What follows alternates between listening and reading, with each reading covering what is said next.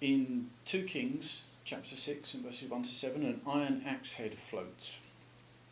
Now at that point, according to someone like Richard Dawkins, all 21st century readers of the Bible should either subside into embarrassment or unbelief.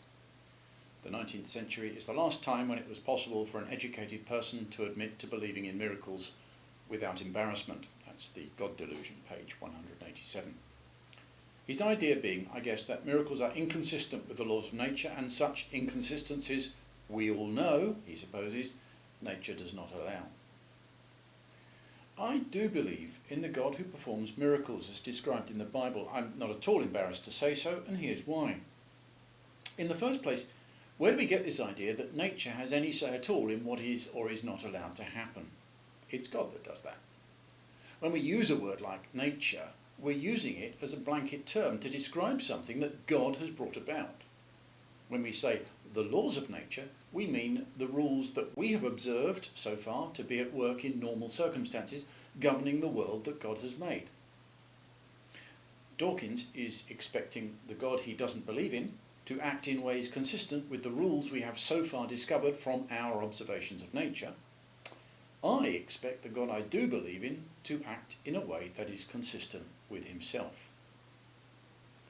From Genesis 1, we get an idea of what creation means for God and for his creatures. For God, it is an expression of himself. And God said, over and over, let us, again and again.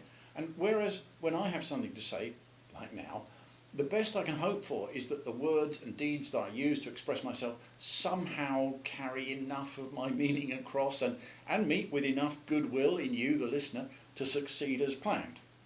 Now, bitter experience teaches me that one moment it's, I think I put that rather well.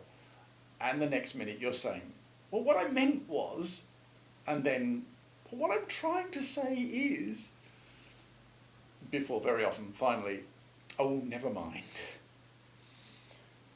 But God hits the nail on the head every time. God saw that it was good. His creation is a fitting expression of himself. He said exactly what he wanted to say. Look at the way the water responds to being empty and chaotic in the beginning, to being gathered and arranged geographically, to holding an abundance of life. When he commands this, as with the abundance and variety of the seed-bearing plants, it is so. And it is a fitting way for God to express himself. And when he addresses himself to us as his creatures, that's verse 29 forward, it turns out that this excellent expression of himself is in the form of a gift. A gift full of abundant provision wherever you look. But that's not the picture that we get when we arrive at Exodus, is it?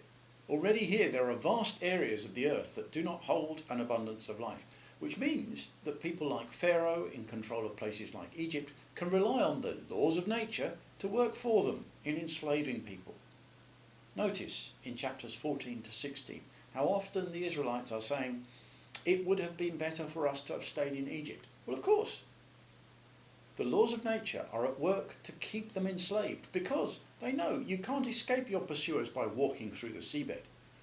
There's nothing to eat when you come out the other side, and there's nothing to drink there either. We all know what actually happened.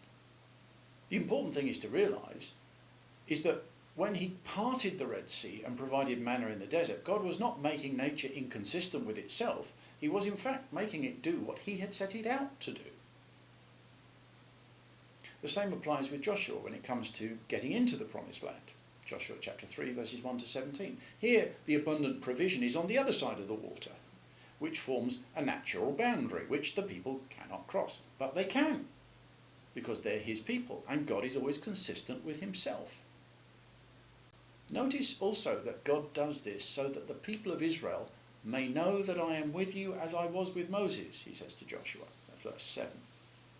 This is God, in other words, talking his trademark language, being consistent with himself. Just as when he parts the waters for Elijah and Elisha in 2 Kings 2, or in 2 Kings 4 verses 42 to 44, he makes 20 loaves of bread feed 100 men, or makes the axe head float. We're not talking about fairy tales where all sorts of weird and wonderful things happen. We're talking about the Creator God ensuring that his creation conforms to the purpose for which he intended it.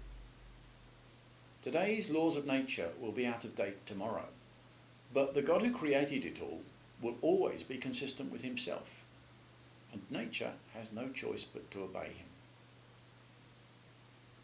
If you have been, thank you for listening.